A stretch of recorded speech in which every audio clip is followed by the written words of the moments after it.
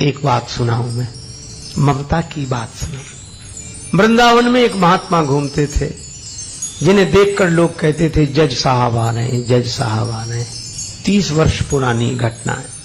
तो एक संत से किसी ने पूछा कि इनको जज साहब क्यों कहते हैं? तो कहा कि ये साधु अब हो गए, पहले जज थे, पुराना नाम अभी भी चल रहा है। तो ये साधु क्यों हुए? कहा ये दक्षिण भारत में एक छोटी सी जगह थी, लोक अदालत की तरह, वहां ये जज थे।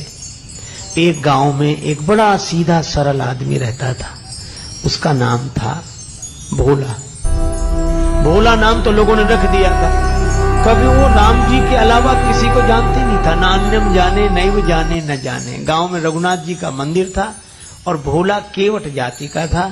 सामान्य परिस्थिति पर उससे जब कोई पूछता कि केवट भैया भोले वो बात कैसी है, तो कहता रघुनाथ जी जाने, मैं तो कुछ नहीं जानता।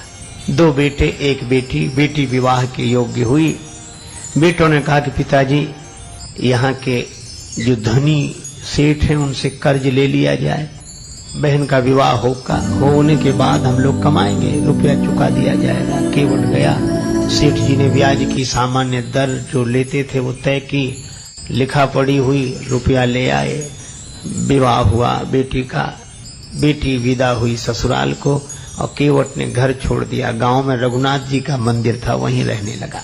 सबके ममता ताग बटोरी, मम पद मन ही बांध बर डोरी। रहने लगा। बेटों ने कमाई करके पैसा दिया, केवट लौटाने के लिए गया सेठ जी के पास। सेठ जी ने रुपया ले लिया, ब्याज ले लिया, रसीद लिखकर दे दी कि पाई पाई से पैसा मिला।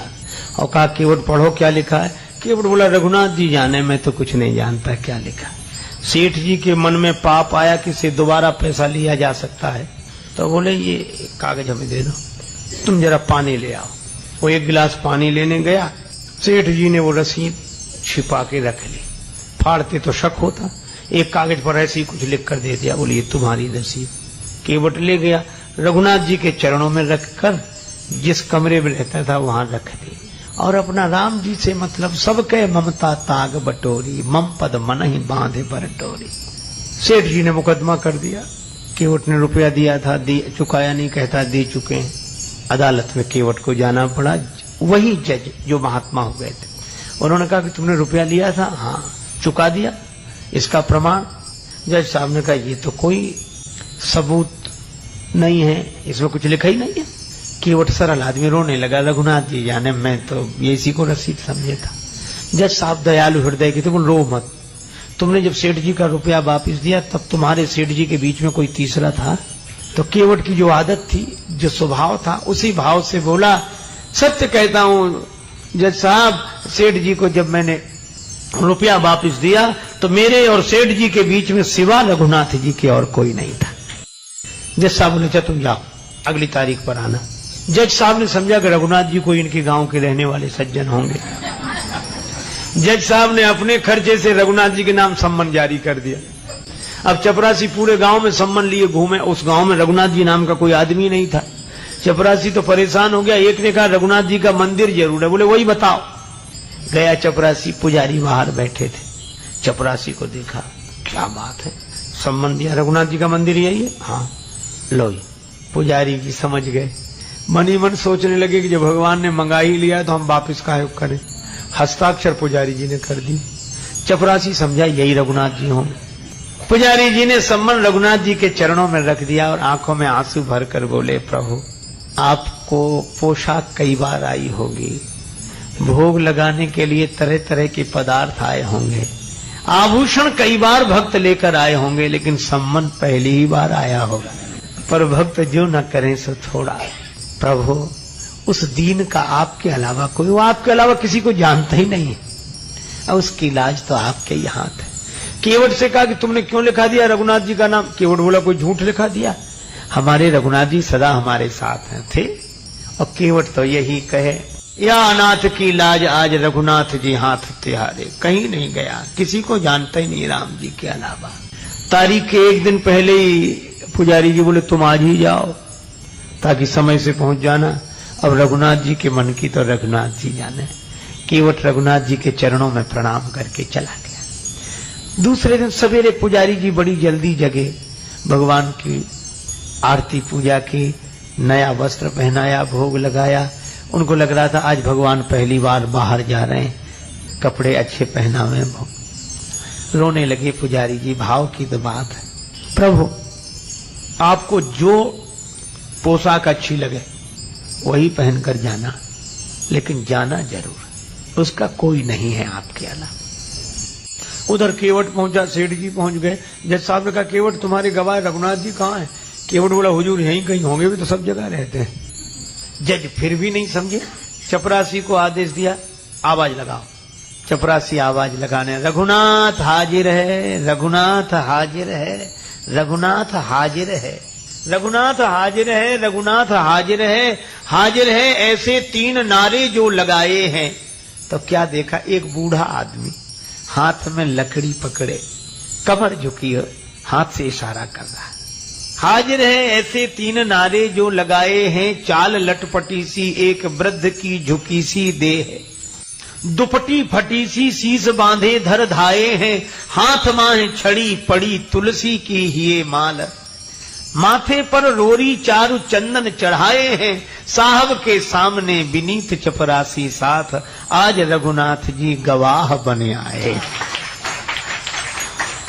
भगवान गवाह बनकर आ गए।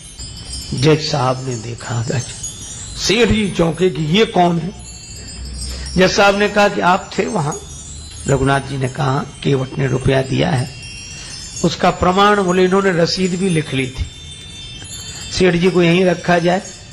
इनके मकान में सामने वाली बैठक की सामने वाली दीवार में 3 अलमारियां, बीच वाली अलमारी में वही रखी है 32 नंबर की, उसी में वो रसीद अब तक सुरक्षित है।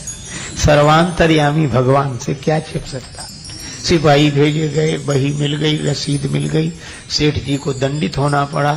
केवट भाई जित भरी हुआ, रघुनाथ जी तो गायब हो गए। पहले काम तो हो ही गया था। अब जज साहब ने सोचा कि इतने दिन हो गए फैसला सुनाते, पर ऐसा गवाह आज तक नहीं मिला। तो केवट से अकेले में पूछने लगे, केवट ये रघुनाथ जी कहाँ रहते हैं? केवट बोला हुजूर जहां हम रहते हैं। तो तुम कहाँ रहते हो? बोले जहां रघुनाथ जी रहते हैं। जज साहब बोले हम समझे नहीं, तुम लोग एक ही जगह एक ही गांव के रहने वाले हो? केवट बोला हाँ हुजूर, आपको कैसे समझाएं, आप तो पढ़े लिखे हो। पढ़े लिखों को समझाना बहुत कठिन है, भक्ति की बात, भगवान की बात। जज साहब बोले तो ये है कौन? केवट बोला हुजूर ये वो है जिनका मंदिर है। तो बोले इन्होंने मंदिर बनवाया है? देखने से तो नहीं लग रहे थे कि ये कोई इतने बड़े संपन्न आदमी होंगे जिन्होंने मंदिर बनवाया। पुजारी भी नहीं लग रहे थे, पता नहीं। केवट बोला हुजूर ये वही है जो मंदिर में बैठे हुए हैं। अब तो जज साहब ने चपरासी को बुलाया। चपरासी कांपने लगा, हुजूर ये वो आदमी नहीं था जिसने हस्ताक्षर किए थे। अब जब गांव में पता लगाया तो जज साहब भाव विह्वल हो गए, अपने कमरे पर आए, बंगले पर रोने लगे। लोगों ने कहा रोने का कारण क्या? जज साहब रोते हुए बोले, शिव सारद नारद शेष गणेशहु के नहीं ध्यान में आते रहे, सोई आज विनीत अदालत में केवटा के गवाह कहाते रहे। अरे तो इसमें रोने की क्या बात है? खुश होना चाहिए कि दर्शन हो गया। और चले गए तो वे तो जाते ही।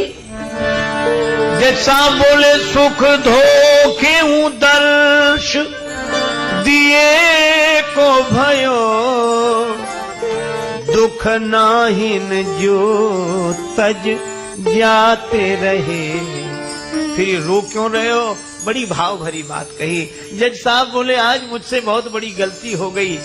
कौन सी?